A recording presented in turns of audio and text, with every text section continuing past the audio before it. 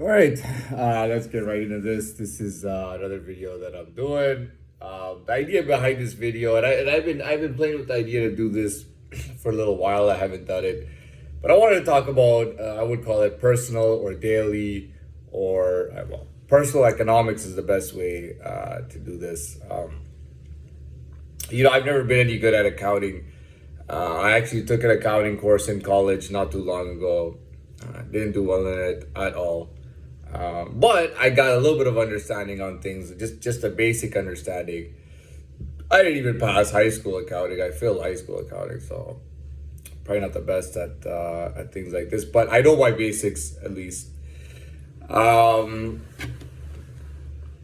I wanted to get into personal economics. I wanted to talk about some things. Now for me, living in Toronto, living in Canada, I do want to tell you one thing, and that's, it doesn't matter if and this is a very very common thing here. You get people coming in from third world countries, right?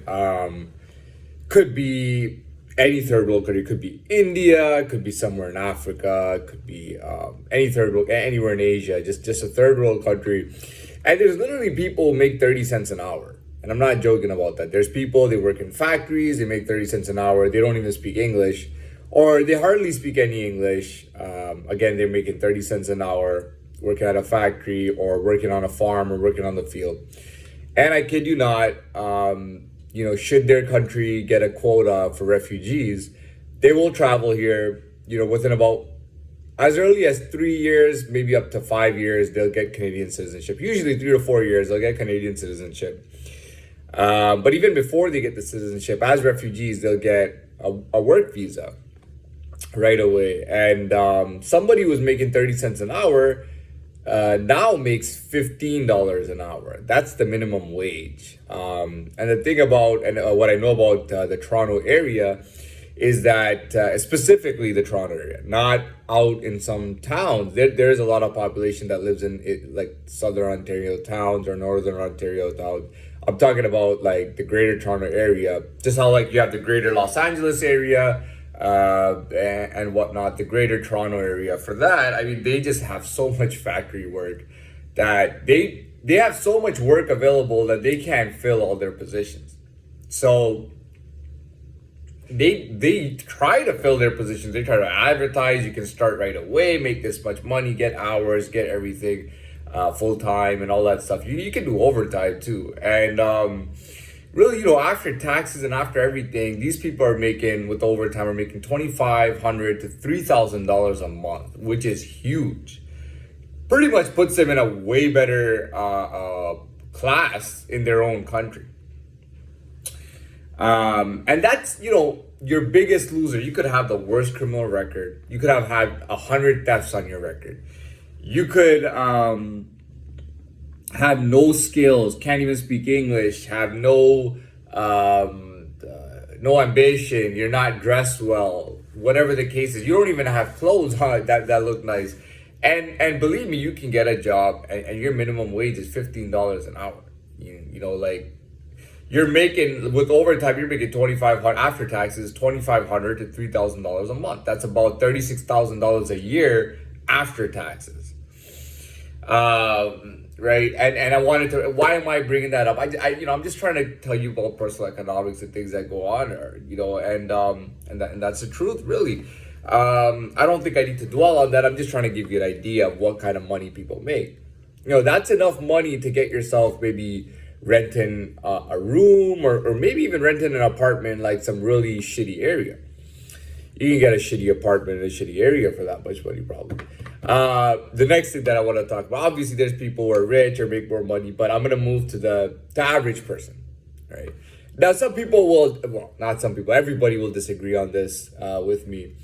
I do believe that a person with average capability, with average skills, average education, average experience and whatnot, your average person, I would say, has to be making a salary, let's say not with the taxes taken off, you're probably making 100K a year or 85K a year. Just having just your average person who has the average typical abilities is making that much money, whether it's through a business or whether it's through a job. They're making 80 to 100K a year.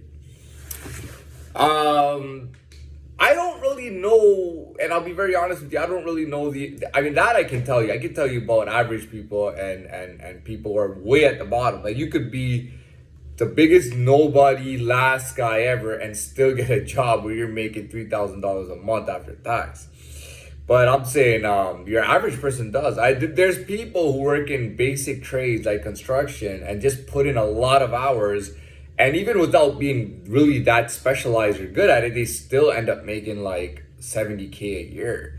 You know, they still clear that much just by doing more hours. There's people who work 2 factory jobs and they make 80K a year by working 2 factory jobs. By the way, anyone can get a factory job. I mean, it's really true. You can even upgrade if you get yourself a forklift license where you're driving a forklift. You get $18 an hour starting just for having a forklift license in a factory. And there's like a million factories just craving to get people to work in there. They can't even fill the work with all the orders they have and all the business they have. Now, sorry, so I told you about that. Yeah, I'm talking about average person with average ability. You know, your typical average person isn't really that weak. You know, the average person knows his way around, knows typical things, knows the inner workings of typical things, has general knowledge on things. When it comes to very rich people, I really don't know. To be very honest, I'll just tell you very honestly, I don't know how very rich people live. I got no idea. So we can skip that because just very honestly, I really don't know how rich people earn their money. I got no idea. I've never even talking to rich people.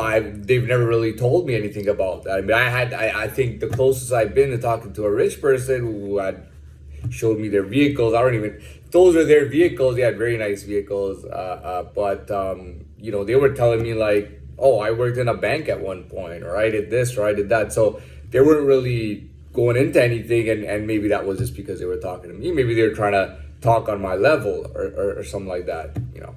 But anyways, we'll move past that. I really don't know how anyways, we'll move past that. So the next thing I want to get into is practicality, right? Now, there are people, you know, and they've grown up like this where like money has never really been an issue. If they ever really need money, they make a phone call to somebody, a relative or something, and you know, they'll send them money. You know, I will tell you, for me, you know, growing up, I you know, and it was a bit of a funny thing, you know, even if people wouldn't say it to me, but everybody knew that even like when I was a kid, I didn't have money to go. I literally wanted to buy stuff I couldn't buy. We had a school where you could walk to a pizza restaurant, you could walk to McDonald's, you could walk to, there were a bunch of restaurants and coffee shops around the area. There was a community center that was sort of nearby. And you could go there, you could buy fries and gravy and hot dogs and things like that. Literally, it would only cost about $2 or $3. I didn't have that money. I couldn't eat that.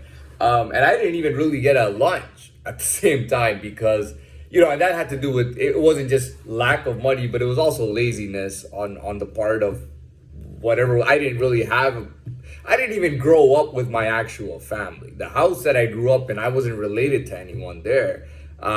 They were related to each other, but they weren't related to me. And so I really didn't have money. And I'm not trying to give it a sad story.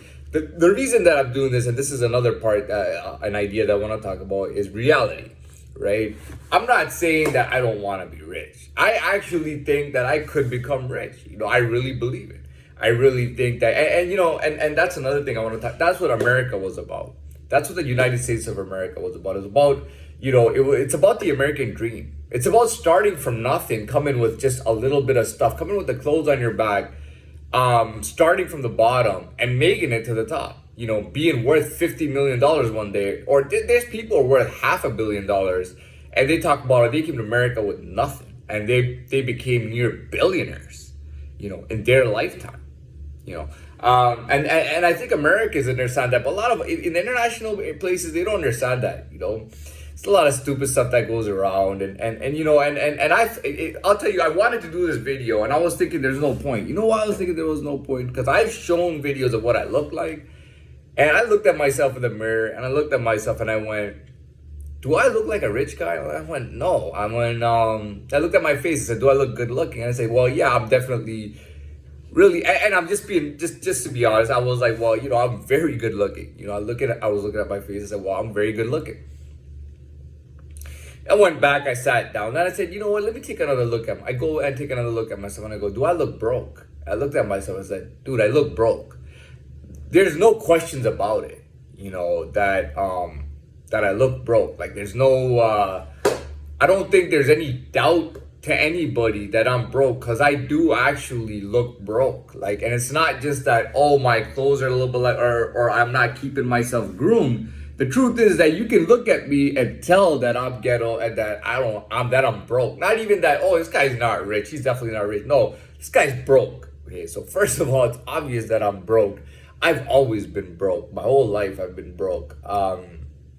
You know, but there were times when I had money, when I started getting money. The only time that I started getting money was when I got with a company. I was 19 years old, and they flew us out to places in Canada. So they flew us out to British Columbia, Vancouver, and the job wasn't really that hard to do. I mean, you just had to kind of, it wasn't that hard. I was getting $23 an hour when the minimum wage was 9 something, right? They were paying me $23 an hour for 14 hours a day. Okay, we were doing 14 hours a day at $23 an hour. And we got food allowance, and we got a free motel to stay in, okay, or like a Holiday Inn or whatever. We got our own motel room to stay in with getting paid like that. We got $35 a day for food, plus getting $23 an hour, plus getting like 14 hours a day. You know, everybody there had money, but nobody had a life. Guys had been divorced. They were still paying child allowance or whatever you call that. And guys had no life, man. You know, I wanted to do sports on the side, and I couldn't do any sports. We were always moving motel to motel. I couldn't even go to a gym. I had to go, you know, I couldn't even get a gym membership because we were always moving around. And really, you know, your life would be all year round moving around like that, but you'd have you'd have a lot of money. You know, you'd easily be clearing over 100 grand a year after tax. And you know, and the fact that you weren't paying for living and you weren't paying for anything, you know, you were really earning a lot of money. You know, it was like it was a really hard job, but I mean, you were getting money right away. Like, I was getting money right away. I just didn't like that lifestyle because I wasn't able to do other things that I wanted to do, kind of like, you know, to develop myself. But like I said, you know, I have always been broke, and in this situation, you know, I'm really screwed up because I don't know what the deal was. You know, I kind of wanted to get a job, but then it was like, you know, they had this COVID situation, and then they gave me other difficulties. They took away my passes so that I can't go outside by myself. I had passes to go outside by myself, and they took those passes away from me over 2 months ago. And they are telling me that I should get a job, but it's like with COVID and then they're not giving me like any space to go. They don't even let me go out there just to go out there anymore. I can't even go out there, and it's for something that wasn't my fault and something I didn't even do. And I can't even go outside. And I don't, and here's another thing. A lot of kids had money. I remember when we were kids, the kids would go to McDonald's or here, there, and they had money. And they would do whatever the hell they wanted and spend money. I literally didn't have money. They didn't even give me a lunch. You know, I'll tell you a secret. I got a Pop-Tart for lunch. Every day for lunch, I had a Pop-Tart and maybe a can of Coke. That was my lunch in middle school, you know, 11 years old, 12 years old, 13, 8 years old, 9 years old, 10 years old. You know, my lunch was a Pop-Tart, not even cooked, like just a regular Pop-Tart, and a can of Coke. That was my lunch every day at school. Everybody knew that I was fucking dead broke. You know, everybody knew it. I couldn't do activities with anybody, whether when they were doing summer leagues or optional stuff like that. Like, I couldn't do anything because I just didn't have money. The only thing I was fortunate enough to have was video games and a computer. And that's all I had was a computer to use, and I could download free games. And we had a modified chip in our PlayStation so that we could buy $1 games or $2 games. Like, really? You know what I mean? Anyways, I want to continue this, and we're running out of time, so I'm gonna do a part two.